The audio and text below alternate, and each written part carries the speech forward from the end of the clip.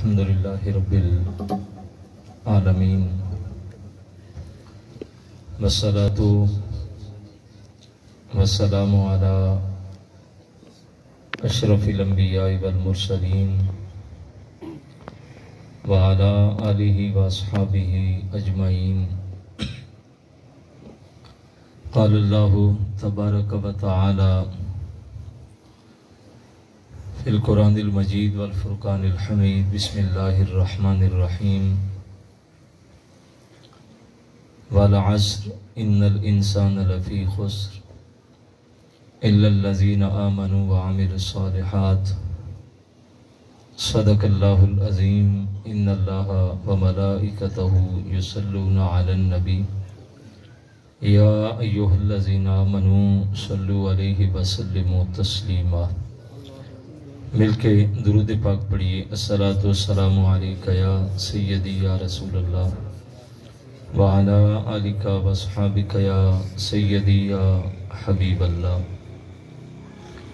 बाद ज़म्दो सलात मुअज़्ज़ज़ मोहतरम हाज़रीन व सामीन, अस्सलामु अलैकुम व रहमतुल्लाहि व बरकातुहू।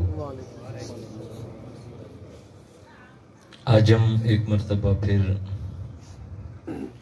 दरसे कुरानी मजीद की इस नशिस्त में हाजिर हैं। दुआ है कि अल्लाह तबारक व तआला इस बज़म का एक एक लम्हा अपनी बारगाह में कबूल और मंजूर फरमाए। सूरह असर से कुछ आयात तिलावत करने की सआदत हासिल की है। अपने मुकर्रर वक्त के अंदर इन कलिमात पे कुछ गुफ्तगू आपके सामने पेश करके अपनी मालूज़ात को समेटूंगा। अल्लाह तबारक व तआला हक बात कहने की, सुनने की और उस पे अमल की तौफीक नसीब फरमाए।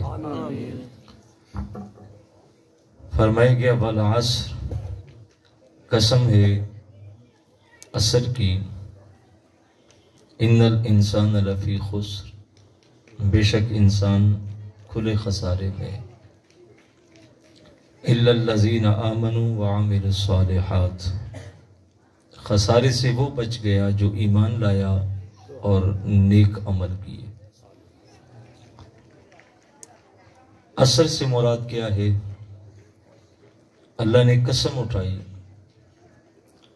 और वो भी किसी इंसान की नहीं है, वक्त की कसम उठाई गई। उलमा ने लिखा है कि असर से मुराद मुतलकन ज़माना है, चूंकि आगे इंसान का खसारा जिक्र किया गया तो इंसान के उरूज और ज़वाल के ऊपर सबसे बड़ा गवाह ज़माना है। इस ज़माने ने बादशाहों की इज्जतों के किस्से भी देखे हैं और फिर जिल्लत के किस्से भी इस ज़माने ने देखे हैं। बादशाहों के उरूज पे भी गवाह है और बादशाहों के ज़वाल पे भी गवाह है। तो कहा ज़माने की कसम है। दूसरा फरमाया कि असर से मुराद वक्त असर है, जो कारोबार के अंदर, तिजारत के अंदर आखिरी वक्त होता है और हर शख्स को घर जाने की जल्दी होती है, कारोबार समेटने का वक्त होता है, जल्दी होती है, गाहक का भी रश होता है और दुकानदार भी चीजें समेट रहा होता है कि मैं वक्त पे अपने घर का रुख करूं। तो का इस वक्त की कसम उठाई गई। तीसरा फरमाया गया कि असर से मुराद नमाज असर है। इसे बाकी नमाजों से अहमियत दी गई। हाफिजू अलस्सलात वस्सलातिल वुस्ता का इसकी ताकीद की गई कि इसकी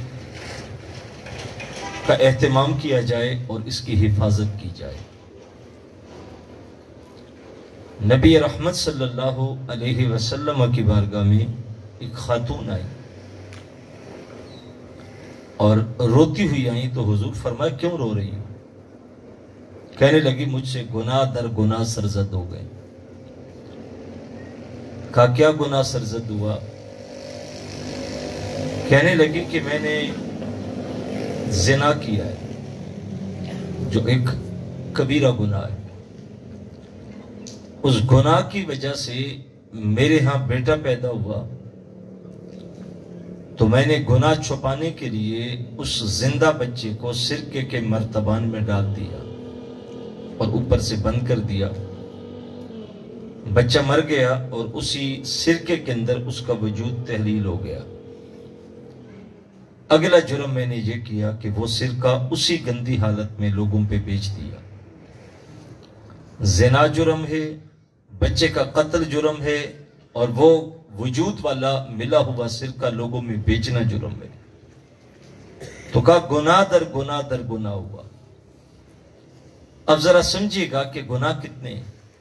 زنا گناہ ہے، قتل انسان گناہ ہے، اور وہ اسی حالت میں انسانی وجود سے تحلیل شدہ سرکہ لوگوں میں بیچنا گناہ ہے۔ لیکن حضور علیہ السلام نے فرمایا اچھا یہ گناہ سرزد ہوا، جیسے تو رو کے آ رہی تھی مجھے لگا شاید تیری نماز عصر قضا ہو گئی۔ علماء کہتے ہیں اس سے نماز عصر کی اہمیت ہمارے سامنے واضح کی گئی۔ اس وقت چونکہ دن کے فرشتے چھٹی کر کے جا رہے ہوتے ہیں اور رات والے آ رہے ہوتے ہیں، تو کہا اس نماز کا اجر دن والے فرشتے بھی لکھ لیتے ہیں اور رات والے بھی لکھ لیتے ہیں، بندہ مومن کو اس کا ڈبل اجر مل جاتا ہے۔ تیسرا چوتھا معنی فرمایا گیا کہ والعصر سے مراد زمانہ رسالت مآب صلی اللہ علیہ وسلم۔ فرمایا محبوب تیرے زمانے کی قسم، اصل زمانہ وہی تھا جس زمانے میں حضور تشریف فرماتے، مسجد نبوی کا صحن ہوتا، حضور جلوگر ہوتے، یار کتنے سعادت مند لوگ تھے، جب گھر سے نکلتے تھے مسجد میں پہنچتے تھے تو حضور کا دیدار نصیب ہوتا تھا۔ ہم تو آئے نماز پڑھنے تو مصلی پہ قاری کھڑا ہوتا ہے، کوئی عالم دین کھڑا ہوتا ہے، کوئی شیخ الحدیث ہوتا ہے، کوئی شیخ القرآن ہوتا ہے، لیکن کتنے سعادت مند لوگ تھے جب نماز پڑھنے آتے تھے تو مصلی امامت پہ آمنہ کا لال کھڑا ہوتا ہے، ان کی نمازیں حضور کے پیچھے ہوتی تھی، کوئی مسئلہ درپیش ہوتا تو حضور کے در دولت پہ حاضر ہو جاتے اور جا کے عرض کرتے تو اسی وقت حضور جواب عنایت فرما دیتے۔ وہ سعادتیں، وہ لمحے، وہ ہمایوں گھڑیاں، کائنات کی افضل ترین گھڑیاں تھی، وہ لمحے تھے جن میں حضور تشریف فرماتے۔ اللہ کے محبوب علیہ السلام نے فرمایا خیر القرون کرنی ثم الذین یلونہم ثم الذین یلونہم۔ حضور فرماتے ہیں لوگوں زمانوں میں بہترین زمانہ وہ ہے جو مجھ محمد کا زمانہ ہے، پھر جو اس کے ساتھ ملا ہوا ہے، پھر جو اس کے ساتھ ملا ہوا ہے۔ حضور کے زمانے کے جتنا زمانہ قریب ہوگا اتنا ہی افضل ہوگا۔ ایک بزرگ تھے، روٹیاں بیچا کرتے تھے، تو کسی نے پوچھا کہ حضرت روٹی کا ریٹ کیا ہے؟ فرمانے لگے تازی روٹی لوگے تو 1 روپے کی دوں گا اور باسی روٹی لوگے تو 2 روپے کی دوں گا۔ انہوں نے کہا بات سمجھ نہیں آ رہی، عمومی طور پہ تازہ چیز کا ریٹ زیادہ ہوتا، باسی کا ریٹ کم ہوتا ہمارے۔ تو کہا کہ تازہ 1 روپے کی، باسی روٹی 2 روپے کی، یہ کیسے؟ کہا یہ میرا ریٹ ہے، لینا ہے تو لے لو، نہیں لینا تو چھوڑ جاؤ۔ کسی نے پوچھا حضرت لینے کا یا چھوڑنے کا یہ معاملہ تو بات کا ہے، خریدیں گے یا نہیں خریدیں گے، لیکن وجہ تو بتائیں کہ تازی روٹی 1 کی باسی 2 کی، اس کی وجہ، جبکہ عمومی طور پہ اس کے الٹ ہوتا ہے۔ تو صاحب ذوق تھے، کہنے لگے کہ اصل جو تازی روٹی ہے اس کی نسبت باسی روٹی حضور کے زمانے کے 1 دن زیادہ قریب ہے، تو اس کا ریٹ بھی بڑھ گیا ہے۔ یہ 1 روپے کی اور کل والی 2 روپے کی، کیونکہ اس کی نسبت وہ روٹی جو کل بنی تھی حضور کے زیادہ قریب ہے، تو جب حضور کے قریب ہوئی تو اس کا ریٹ بڑھ گیا ہے۔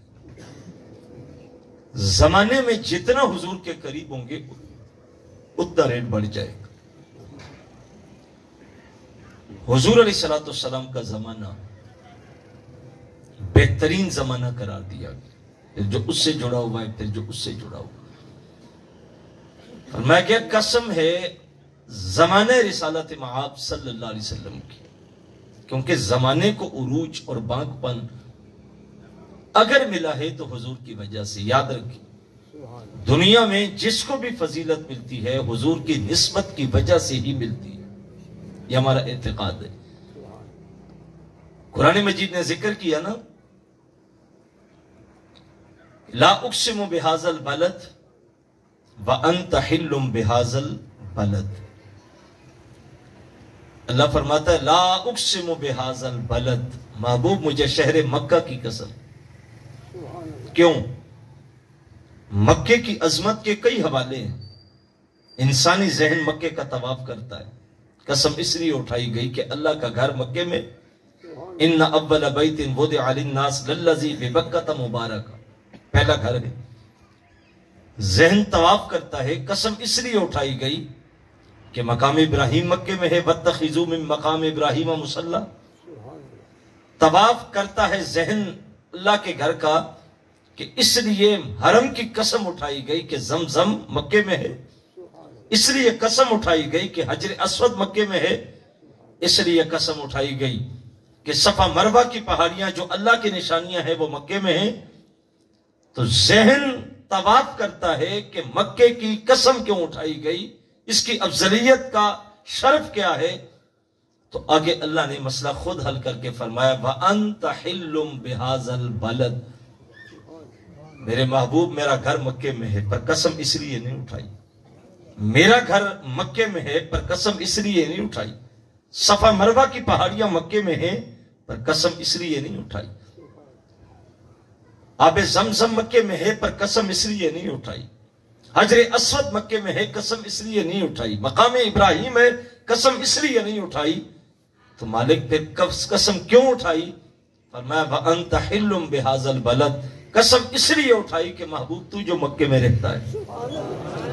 وجہ قسم کیا ہے؟ محبوب کا ہونا. کہ محبوب تو قسم ہے. علماء نے اس پہ کلام کیا کہ مکہ افضل ہے یا مدینہ افضل ہے. علامہ یوسف نبھانی نے اس کے اوپر کلام کیا ہے. کچھ کہتے ہیں مکہ افضل، کچھ کہتے ہیں مدینہ افضل. اور انہوں نے دونوں طرح کے دلائل ذکر کیے. جو کہتے ہیں مکہ افضل ان کے دلائل بھی، جو کہتے ہیں مدینہ افضل ان کے دلائل بھی. مکے کو افضل کہنے والوں کے دلائل میں بھی وزن ہے، مدینے کو افضل کہنے والوں کے دلائل میں بھی وزن ہے. لیکن شیخ عبدالحق مدث دہلوی کہتے ہیں کہ میری محبت کا فیصلہ یہ ہے کہ جب حضور مکے میں تھے تو مکہ افضل تھا، جب مدینے چلے گئے تو مدینہ افضل ہو گیا. کیوں؟ شرف حضور کی وجہ سے نا. شرف مکان کا نہیں ہوتا، شرف مکین کا ہوتا ہے. حدیث پاک میں آتا ہے کہ اللہ کے کچھ فرشتے ہیں جو پہلی صف میں نماز پڑھنے والوں پہ درود بھیجتے ہیں. ہم جب نماز پڑھنے جاتے ہیں تو پہلی صف میں کھڑے ہوتے ہیں یا آخری صف میں کوشش کرتے ہیں؟ جمعے کے دن اجتماعات میں ہماری نسل نوجوان کوشش کرتی ہے کہ سب سے آخر میں جائیں اور سب سے پہلے باہر نکلیں. جنازوں میں پہلی صف میں کھڑے ہوتے ہیں کہ لوگوں کو پتا چلے کہ فلاں میرے باپ ماں کے جنازے پہ آیا تھا. اور جب مسجدوں کا رخ کرتے ہیں تو سب سے آخر میں جاتے ہیں اور سب سے پہلے نکلتے ہیں. فرمایا پہلی صف میں نماز پڑھنے والوں پہ اللہ کے فرشتے درود بھیجتے ہیں. صحابہ نے عرض کی حضور دوسری صف؟ فرمایا پہلی صف والوں پہ درود بھیجتے ہیں. پھر عرض کی کہ حضور پہلی صف؟ فرمایا دوسری صف؟ فرمایا پہلی صف والوں پہ درود بھیجتے ہیں. اگر آپ کا ذوق سلامت ہے، بات کی سمجھ آ رہی ہے، آؤ کوچے حبیب میں چلیں. پہلی صف کا انتخاب کیسے ہوگا کہ کون سی ہے جس کے اوپر فرشتے درود بھیجتے؟ محراب میں مصلی تھا، محراب کے پیچھے صفیں بنی تو پہلی صف جو محراب کے بالکل پیچھے ہوگی وہ ہوگی. لیکن نمازی تھوڑے تھے، موسم اچھا تھا، تو امام صاحب سے کہا کہ حضرت اگر آپ اجازت دے تو برانڈے میں نماز پڑھ لیں. مصلی اٹھایا، برانڈے میں لے آئے. اب پہلی صف کا اجر محراب کے پچھلی والی صف میں ہوگا یا برانڈے میں ہوگا؟ چونکہ مصلی امام کا برانڈے میں آ گیا تو پہلی صف کا اجر بھی برانڈے میں آ گیا۔ موسم اور اچھا تھا، عشاء کا وقت تھا، ہوائیں چل رہی تھیں، صحن مسجد کا کھلا تھا۔ مقتدیوں نے کہا حضرت اجازت دیں تو نماز صحن میں پڑھ لیں بھائی۔ مصلی امام کا اٹھایا، صحن میں آ گیا۔ اب بتاؤ پہلی صف کا اجر محراب کے پیچھے ہوگا یا برانڈے میں ہوگا یا صحن میں ہوگا؟ بات کو سمجھنے کی کوشش کریں، آپ کو لطف آئے گا۔ پہلی صف کا اجر امام کے مصلی کے تابع ہے۔ مصلی محراب میں ہوگا تو پہلی صف کا اجر محراب کے پیچھے، امام کا مصلی صحن میں آیا تو پہلی صف کا اجر صحن میں آیا، امام کا مصلی برانڈے میں آیا تو پہلی صف کا اجر برانڈے میں آیا۔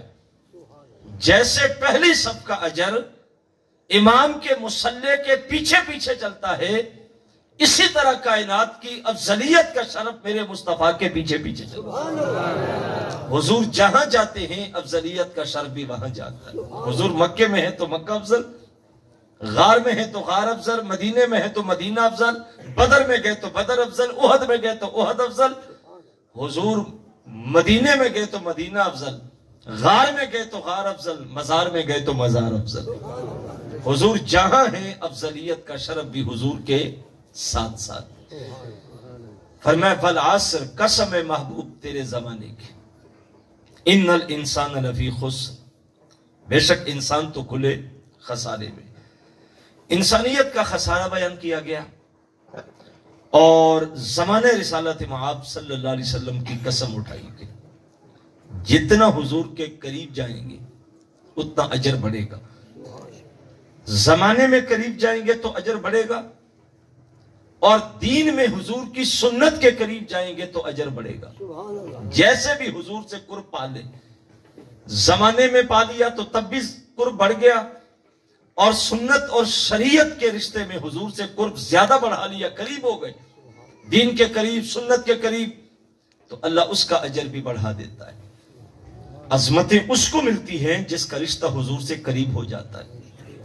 تھا تو بچہ، چلا تھا دیش سے، کسی نے خرید کے بیچا تھا، پکڑا تھا بیچا تھا، اور منڈیوں میں بکتے بکتے حضرت خدیجۃ الکبریٰ تک آیا تھا، نام تھا زید، بکتے بکاتے آیا، حضور کے قرب میں آیا تو حضور نے ان کو پیار دیا، پھر حضور کے اتنا قریب ہوا کہ حضور کی چوکٹ چھوڑی نہیں۔ کسی نے آ کے حج کے ایام میں دیکھا تو جا کے زید کے ماں باپ کو بتایا کہ تمہارا بیٹا تو مکے میں ہے، ہم نے دیکھا۔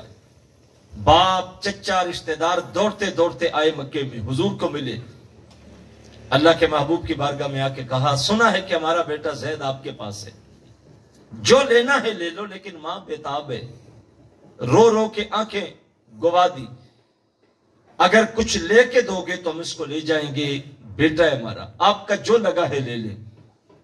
میرے حضور دیکھ کے فرمایا محمد انسانوں کے سودے کرنے نہیں آیا، بلا لیتا ہوں، جانا چاہے گا تو لے جانا، نہیں جانا چاہے گا تو زبردستی نہیں کروں گی۔ ماں باپ کو تو نہیں تھا پتا کہ محمد کے پہلو میں کتنا ٹھنڈا سایہ ہوتا ہے، یہاں آنے والوں کو کتنا لطف ملتا ہے، کتنا سرور ملتا ہے۔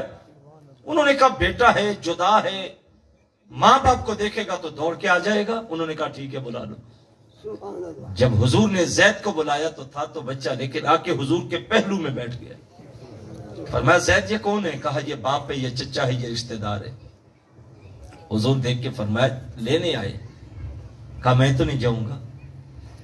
باپ حیران ہوا کہ باپ کو دیکھ کے، ماں کو مل کے، رشتہ داروں کو مل کے غلامی کو آزادی پہ ترجیح دے رہا ہے، کہ آزاد نہیں ہونا چاہتا، غلام رہنا چاہتا ہے۔ کہا بیٹا میں تیرا باپ ہوں، تیری ماں انتظار کر رہی ہے۔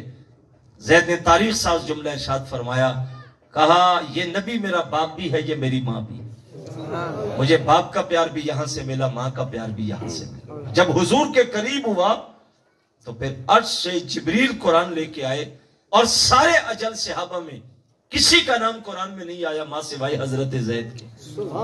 قریب ہوا تو عزت مل گئی۔ مکے میں رہنے والا ابو جہل سردار تھا، ابو لہب چمکتے ہوئے چہرے والا تھا، لیکن عظمتیں ابو جہل کو نہیں ملی. عظمت اگر ملی ہے تو کالے رنگ کے حبشی بلال حبشی کو ملی. رنگ کالا تھا لیکن حضور کے قریب تھا. حضور فرماتے ہیں جب میں آسمانوں کی سیر کرنے گیا تو میں نے خواب کے اندر یہ منظر دیکھا کہ میں جنت کو دیکھ رہا ہوں, اور جنت میں میں نے حضرت ام سلیم کا گھر دیکھا, محل دیکھا. ام سلیم کون ہے؟ حضرت انس کی ماں. انس کا والد تھا مالک. جب حضرت ام سلیم نے ایمان قبول کیا تو وہ بگڑ گیا, دور چلا گیا, وہیں انتقال ہو گیا. حضرت ام سلیم کی گود میں حضرت انس تھے, چھوٹے بچے تھے, چڑھتی جوانی تھی, ابھی حسن بھی تھا. ایک دن ابو طلحہ کی نظر پڑی تو کہنے لگے کہ میں نے آپ سے نکاح کرنا ہے. ام سلیم نے انکار کر دیا, کہا پہلے کافر سے جان چھڑائی پھر آپ سے نکاح کروں. اسے برا لگا کہ میں سردار ہوں, رئیس ہوں, اور میرا نکاح کا پیغام ٹکرایا گیا. اس نے پھر پیغام بھیجا, کہا جو شرط رکھتی ہو رکھو, جو مانگنا ہے مانگو, سونا چاندی جوہرات تمہارے دروازے پہ ڈھیر کر دوں گا, لیکن میں انکار نہیں سن سکتا, میں سردار ہوں. تو حضرت ام سلیم نے کہا کہ پھر میری ایک شرط پوری کر لے, پھر نکاح کر لیتے. اس نے کہا جلدی بتا, سونا چاہیے, چاندی چاہیے, مال چاہیے, درہم چاہیے, دینار چاہیے, سب کچھ ڈھیر لگا دیتا ہوں, لیکن میری بات تو سن. جب اس نے یہ بات کہی تو حضرت ام سلیم نے کہا کہ کوئی بڑی شرط نہیں ہے, بس اتنا کر کے لا الہ الا اللہ پڑھ کے مسلمان ہو جا, اور یہی میرے نکاح کا حق مہر ہوگا, میں تیرے ساتھ نکاح کر لیتی ہوں. آج میں اور آپ ذرا ضرور سوچیں, ہم جب بیٹیوں کا نکاح کرتے ہیں تو رشتوں میں کیا دیکھتے ہیں؟ ہم جب بیٹوں کا نکاح کر کے رشتہ ڈھونڈنے کے لیے نکلتے ہیں تو ہمارا انتخاب کیا ہوتا ہے, ہماری ترجیح کیا ہوتی ہے؟ ہمارے وہاں تو خیر جہیز کا بہت زیادہ مسئلہ ہے, آپ کے یہاں پتہ نہیں کہ سلسلہ کیا ہوتا ہے. ہماری طرف تو لڑکی والا رشتہ تب قبول کرتے ہیں لڑکے والے جب لڑکی امیر گھرانے کی, جہیز میں ٹرک بھر کے سامان کا لا سکے, موٹر سائیکل لا سکے, گاڑی لا سکے, تو پھر لوگ نکاح کرتے ہیں. غریب گھر کی بیٹی کا رشتہ کوئی لیتا ہی نہیں. اور بیٹی والے بھی کوشش کرتے ہیں کہ گھرانہ اچھا ہونا چاہیے, دولت مند ہونا چاہیے. ہم نے دولت کو ترجیح دی. میرے اور آپ کے آقا مولا صلی اللہ علیہ وسلم نے جو دین دیا تھا وہ کیا تھا؟ حضور فرمایا جب بھی نکاح کرتے ہیں لوگ تو 4 وجوہات کی بنا پہ نکاح کیا جاتا ہے. فرمایا کچھ لوگ دولت کو ترجیح دیتے ہیں, کچھ لوگ حسن کو ترجیح دیتے ہیں, کچھ لوگ نسب کو ترجیح دیتے ہیں, خاندان کو. خاندان بڑا اعلیٰ ہے. حضور فرمایا میری امت جب تم نکاح کرنے لگو سب سے پہلے دین کو ترجیح دو. میں آپ سے پوچھوں کہ آپ کی پوری بستی میں ایک گھر ایسا ہے کہ جنہوں نے بیٹے کا رشتہ ڈھونڈنے کے لیے بیٹی کے گھر جا کے پوچھا ہو کہ بتاؤ بیٹی نماز پڑھتی ہے؟ آپ کو نہیں ملے گا. کسی نے جا کے پوچھا ہو کہ بتاؤ بیٹا مسجد میں نماز پڑھنے جاتا ہے؟ یہ تو پوچھتے ہیں کہ کاروبار کیا کرتا ہے, کمائی کتنی ہے, تنخواہ کتنی ہے, گھر کیسا ہے. یہ کسی نے نہیں پوچھا کہ نماز پڑھنا بھی آتی ہے, قرآن پڑھا ہوا بھی ہے, بیٹی سر پہ دوپٹہ بھی رکھتی ہے, اسے نماز کی عادت بھی ہے یا نہیں, شریعت کا علم بھی ہے یا نہیں. ہم نے آج وہ راستہ چھوڑا تو وہ نتیجہ بھی ختم ہو گیا. جب ماں دین نہیں سیکھے گی, نہیں جانے گی, تو بتاؤ اس کی گود میں جو بچہ پلے گا وہ دین کہاں سے سیکھے گا؟ کس سے تو پڑھے بختیار کاکی کی, جب پڑھنے کے لیے گئے استاد کے سامنے پٹی پہ بیٹھے تو کہا بیٹا پڑھو بسم اللہ الرحمن الرحیم الحمدللہ رب العالمین. پورا سپارہ سنا گئے. سیقول السفہاء من الناس پورا سپارہ سنا گئے. تلک الرسل فضلنا بعضهم پورا سپارہ سنا گئے. لن تنالوا البر حتی تنفقوا مما تحبون پورا پارہ سنا گئے. استاد پہلی آیت پڑھتا, بچہ پورا سپارہ سنا جاتا. 14 پارے سنائے. کہا استاد 15 پارے سے سبحان الذی اسری بعبدہ سے مجھے شروع کرواؤ. استاد کہنے لگا بیٹا جس مدرسے میں 14 پڑھے تھے وہاں آگے بھی پڑھ لے. جس استاد کے پاس پہلے 14 پڑھے وہاں باقی پڑھ لیتا. شاگرد بول کے کہتا استاد میں آج پہلے دن آیا ہوں, میں کبھی مدرسے نہیں گیا, میں نے کسی استاد سے نہیں پڑھا, استاد ہی پہلا ہے میرا. تو استاد حیران ہو کے کہتا بیٹا 14 پارے زبانی سنا رہے ہو اور مدرسہ بھی کوئی نہیں, استاد بھی کوئی نہیں, زانو تلمذ بھی طے نہیں کیے. جب استاد حیرت میں ڈوبا تو بیٹا بول کے کہتا ہے استاد میں کسی مدرسے میں نہیں گیا, میری ماں 14 پاروں کی حافظہ ہے. صبح اٹھتی تھی, کام بھی کرتی تھی, ساتھ ساتھ قرآن کی تلاوت بھی کرتی تھی. میں نے ماں سے سن سن کے 14 پارے زبانی یاد کر لیے۔ صاحب، ماں جب دیندار ہوتی ہے تو بیٹا بھی دیندار بنتا ہے۔ آپ نے نام امام علی مقام رضی اللہ تعالی عنہ حضرت امام حسین کا سنا ہے؟ کربلا کی وادی میں دین کے لیے جیسی قربانی آپ نے دی کسی نے نہیں دی۔ بیٹے قربان کیے، بھانجے قربان کیے، رفقا قربان کیے، بھتیجے قربان کیے، یہاں تک کہ 72 لاشیں لا کے حسین خیموں میں رکھتا ہے اور خود سینہ تان کے ڈٹ کے پھر بھی کھڑا ہے، اور گھوڑے کی زین سے فرش زمین پہ آنے لگا تو نماز کا وقت تھا تو حسین نے اپنی جبین زمین پہ رکھی اور اس لمحے بھی اللہ کی تسبیح پڑھی۔ بڑی جرت، بڑی دلیری، بڑی بہادری، لیکن میں اور آپ سن کے یا آنسو بہا لیتے ہیں یا نعرہ لگا لیتے ہیں، یہ دو ہی ہمارے کام ہیں۔ لیکن علامہ اقبال علیہ رحمہ بھی کربلا کی ریت پہ گئے، امام علی مقام کی جرت، طاقت، توانائی، قوت، اسلام کے لیے بلندی کے ساتھ جگر کے ٹکڑوں کو قربان کر کے بھی کھڑا ہوتا ہوا دیکھا، لیکن اقبال بڑا زیرک تھا، نعرہ نہیں لگاتا، وہاں سے واپس پلٹتا ہے تو چپ کر کے سیدھا حضرت فاطمہ الزہرا کی قبر پہ پہنچتا ہے۔ دیکھا حسین کو لیکن سلام فاطمہ کو کر رہا ہے، جرت حسین کی دیکھی لیکن سیلوٹ فاطمہ کو کر رہا ہے، اور زہرا کی قبر پہ کھڑا ہو کے اقبال بول کے کہتا، رشتہ آئین حق زنجیر پاست، پاست فرمانے جناب مصطفیٰ، ورنہ گردے ترپتش گردید میں، سجدہ پر خاک اوپاشید میں۔ اقبال زہرا کی قبر پہ کھڑے ہو کے کہتا، فاطمہ اگر تیرے باپ کی شریعت کی زنجیریں میرے پاؤں میں نہ ہوتی اور یہ حکم شریعت کا نہ ہوتا کہ اللہ کے سوا کسی کو سجدہ نہیں، کعبۃ اللہ کے بغیر کسی کا طواف نہیں، فاطمہ اگر تیرے باپ کی شریعت کی زنجیروں میں قیدی نہ ہوتا تو میں کعبے کا طواف نہ کرتا، تیری قبر کا طواف کرتا، میں کعبے کو سجدہ نہ کرتا، تیری قبر کو کرتا، کیونکہ حسین کربلا میں جو کچھ بھی ہے فاطمہ تیری تربیت کا کمال ہی تو ہے۔ مائیں اچھی ہوں گی تو نسلیں اچھی ہوں گی، اور جب ہم نے دین کو چھوڑا تو پھر ہماری نسلیں بھی اجڑتی چلی گئیں۔ صاحب، حضرت ام سلیم نے کہا کہ کلمہ پڑھ اور مجھ سے پھر نکاح کر لے۔ جب یہ بات کہی گئی تو اس نے کہا مجھے ایک رات سوچنے کی دیتا ہوں۔ رات گزری، صبح آئی، کہا بالکل ٹھیک ہے، مجھے قبول ہے، کلمہ پڑھا لو اور نکاح کر لو۔ یہ واحد نکاح ہے جس کا حق میں لا الہ الا اللہ تھا، کلمہ پڑھا اور نکاح ہو گیا۔ حضور فرماتے ہیں جب میں جنت میں گیا تو میں نے وہاں ایک محل دیکھا جس کے اوپر ام سلیم کا نام لکھا ہوا تھا کہ یہ گھر ام سلیم کا ہے، اور فرمایا پھر اس گھر کے سامنے تھا کہ مجھے آگے کسی کے چلنے کی آہٹ محسوس ہوئی، جیسے کوئی چلتا پاؤں کی آواز آتی ہے۔ حضور فرماتے ہیں جب میں نے غور سے دیکھا تو وہ قدموں کی آہٹ بلال حبشی کی تھی، جو چل تو مکے کی گلیوں میں رہا تھا لیکن قدموں کی چاپ جنت میں سنائی دے رہی تھی۔ اور بھائی حضور سے جتنا قریب کا رشتہ جوڑو گے اللہ اتنی عظمتیں عطا کرے گا، جتنا حضور سے رشتہ مضبوط کریں گے اتنی عظمتیں بڑھتی چلی جائیں۔ آج میں اور آپ دیکھیں کہ ہمارا حضور کے ساتھ رشتہ کہیں کمزور تو نہیں، سنت شریعت ہمارے پاس ہے۔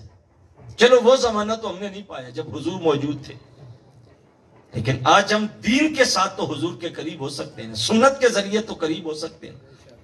کیا ہم چہرے پہ داڑھی کا نور رکھ کے حضور کے قریب نہیں ہو سکتے؟ کیا سر پہ امامہ سجا کے حضور کے قریب نہیں ہو سکتے؟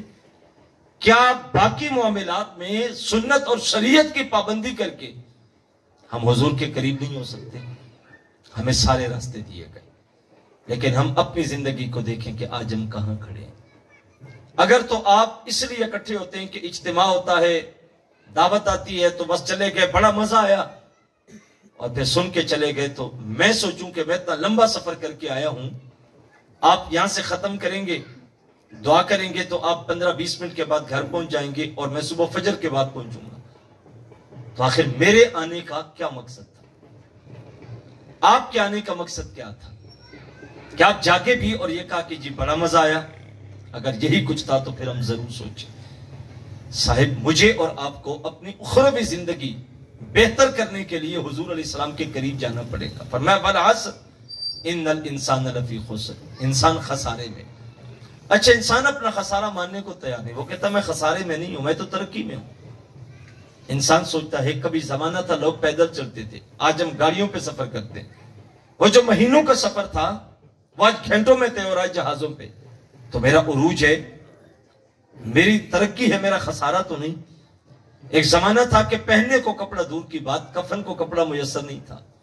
شہداء احد کے لاشیں جب لائے گئے احد کے شہیدوں کے، تو ان کے کفن کے لیے کپڑا نہیں تھا، سر ڈھانپتے تو پاؤں ننگے ہو جاتے، پاؤں ڈھانپتے تو سر ننگے ہو جاتے۔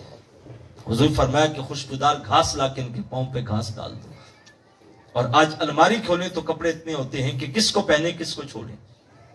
کبھی زمانہ تھا کھجور چوس کے روزہ رکھتے، اسی کو چوس کے افطار کرتے، اور آج غریب سے غریب شخص کے دسترخوان پہ بھی 2-4 قسم کی چیزیں بنی ہوئی پڑی ہوتی ہیں۔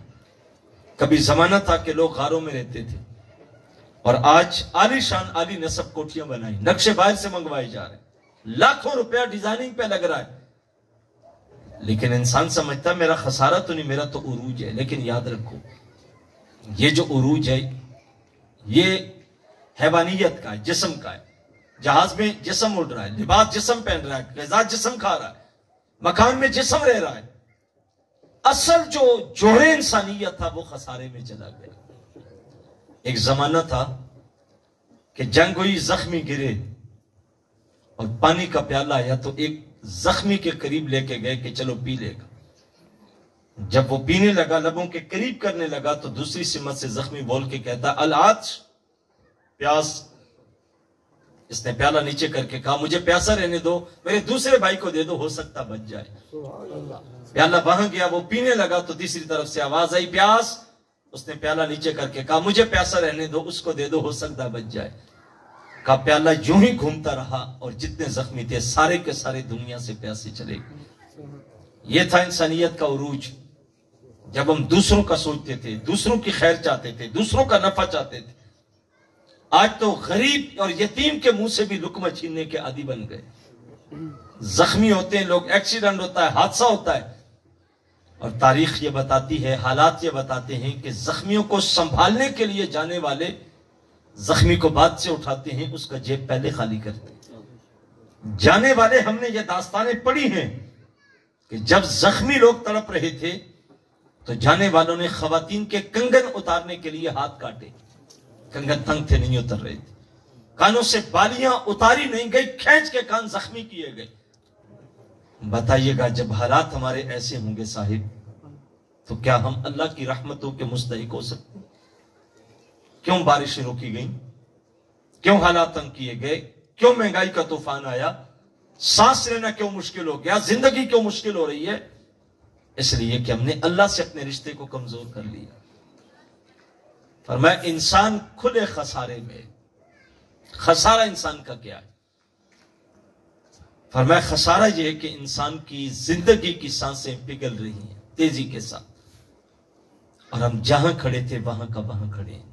ایک بزرگ کہتے ہیں، امام راضی نے لکھا، ایک بزرگ تھے کہتے ہیں مجھے سمجھ نہیں آ رہی تھی کہ انسان خسارے میں کیسے، ان الانسان لفی خسر، کیسے خسارے میں؟ وہ کہتے ہیں میں بازار سے گزر رہا تھا تو ایک بندہ پھٹک پہ برف رکھ کے بیچ رہا تھا اور آواز دے رہا تھا ارحموا من یذوب راس مالی، اس پہ رحم کرو جس کا راس المال پگھل رہا ہے۔ برف ایسا سودا ہے کہ وقت پہ بک جائے تو کچھ بچ جاتا ہے، اور نہ بکے تو جو اصل قیمت لگائی ہوتی ہے وہ بھی ضائع ہو جاتی ہے۔ برف پگھل جائے گی تو راس المال ختم ہو گیا۔ وہ آواز دے کے کہہ رہا تھا اس پہ رحم کرو جس کا اصل مال بھی پگھل رہا ہے۔ وہ بزرگ کہتے ہیں اس کی آواز سن کے مجھے ان الانسان لفی خسر کی تفسیر سمجھ میں آئی کہ انسان کی سانسیں بھی برف کی طرح پگھل رہی۔ اگر ان سانسوں کے بدلے کوئی نیکی حاصل کر لے، اچھائی کر لے تو ٹھیک ہے، نہ کرے تو زندگی تو گزر رہی ہے، رکتی تو نہیں۔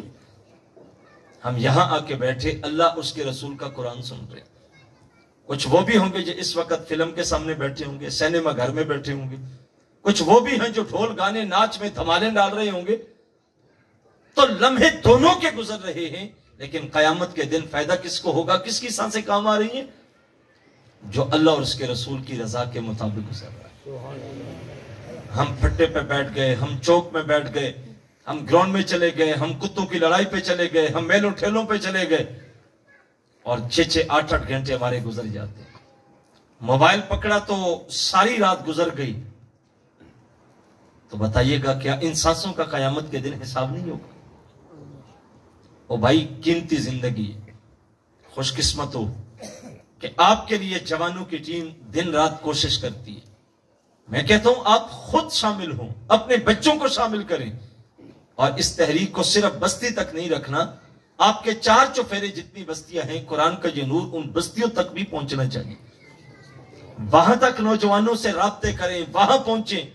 ये दर्स का नूर जो आपकी बस्ती में आया है, गुजरांवाला की धरती से चल के ये नूर निकला था और फैलते फैलते आज पूरी दुनिया के कोने कोने में पहुंच चुका है। कभी वक्त था कि अकेला रिजा साकिब निकला था और एक 4 मरले की मस्जिद से उसने आगाज किया था, लेकिन आज उसके मानने वाले, उसके चाहने वाले, उसके सुनने वाले पूरी दुनिया के कोने कोने में तुम्हें मिलेंगे। उसने कहा था कि आफाक के हर हर गोशे में कुरान सुनाकर दम लेना, अब रुकना नहीं, अब थमना नहीं, फिरदौस में जाकर दम लेना। ये नूर आप भी अंदर उतारें, इस कुरान से आप भी जुड़ें, इस कुरान की नौकरी आप भी करें, इस कुरान को पढ़ने की कोशिश आप भी करें, इस कुरान को समझने की कोशिश आप भी करें, इस कुरान को आगे मुंतकिल करने की कोशिश आप करें, इस कुरान के हलाल को हलाल, इसके हराम को हराम समझ के जीने की कोशिश करें।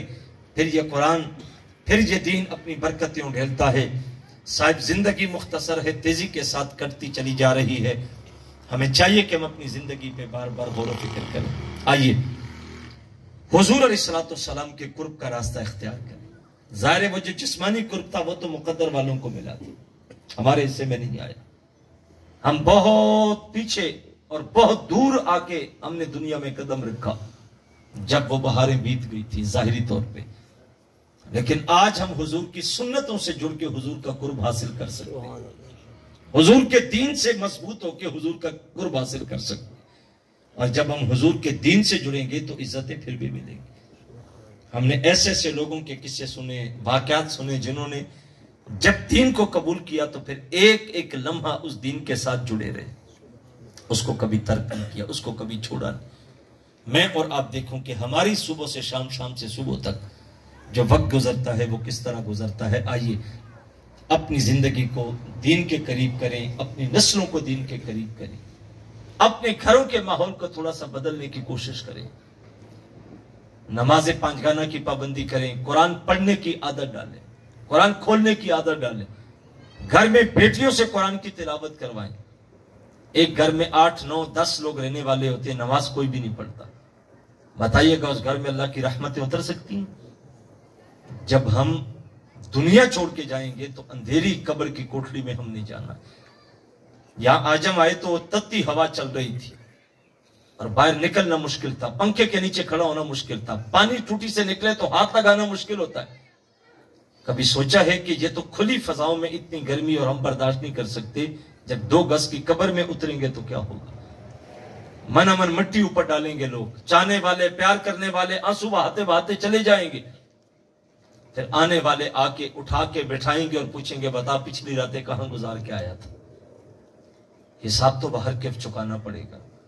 अयाशियों में जिंदगी गुजार दें, नशों में जिंदगी गुजार दें, बदमाशियों में जिंदगी गुजार दें, जिंदगी रुकती नहीं है। आप मुसल्ले पे गुजारें, तस्बीह रोल के गुजारें, दुरूद पढ़ के गुजारें, नमाजें पढ़ के गुजारें, जिंदगी गुजर जाएगी, लेकिन अगले जहां जाके हिसाब चुकाना पड़ेगा। अगर अल्लाह उसके रसूल से जिंदगी जोड़ के गुजारेंगे तो मरने के बाद वाली जिंदगी आसान हो जाएगी, और अगर गफलतों में गुजारेंगे तो फिर अगला जहान मुश्किल हो जाएगा। आइए मैं और आप ये इरादा मुसम्मम करें कि हमने अपने हुजूर के साथ अपने कुर्ब के रिश्तों को जोड़ना है, अपनी नस्लों का ताल्लुक हुजूर के साथ जोड़ना है। अल्लाह की बारगाह में दुआ है, जितने अहबाब आए अल्लाह घरों में पहुंचने से पहले पहले इस दर्स कुरान की बरकतें आपके घरों तक मुंतकिल फरमाए, आपकी दुआएं मुस्तजाब फरमाए, जो लबों पे हैं, जो दिलों में हैं। बिलखसूस जो जवान जिन्होंने मेहनत की और तगोदो की और बस्ती बस्ती नगर नगर जाके लोगों को दावत देते, अल्लाह इनकी जवानियों को बेदाग रखे, इन जवानियों में अल्लाह बरकत नाजिल फरमाए, और यह जिंदगी का सफर इसी तरह तमाम हो कि हम कुरान की नौकरी करते करते दुनिया से जाएं, ताकि हशर के दिन हुजूर के सामने कुछ न कुछ सहारा तो हो। کہ یا رسول اللہ ہم نے بھی آپ کے دین کے لیے 4 قدم اٹھائے تھے، ہم نے بھی کچھ پیش کیا تھا، ہم نے بھی صلاحیتیں بروئے کار لائے تھے، تو جب ہم دین کے ساتھ اپنے آپ کو جوڑ لیں گے اور اگر حضور نے قبول کر لیا تو دنیا بھی سمجھ جائے گی، آخرت بھی سمجھ جائے گی۔ آئیے اس عزم کے ساتھ رخصت ہوتے ہیں کہ ہم اپنا تعلق قرآن کے ساتھ جوڑیں گے۔ اللہ مجھے اور آپ کو توفیق عمل عطا فرمائے۔ وما علیہ الا البلاغ المبین۔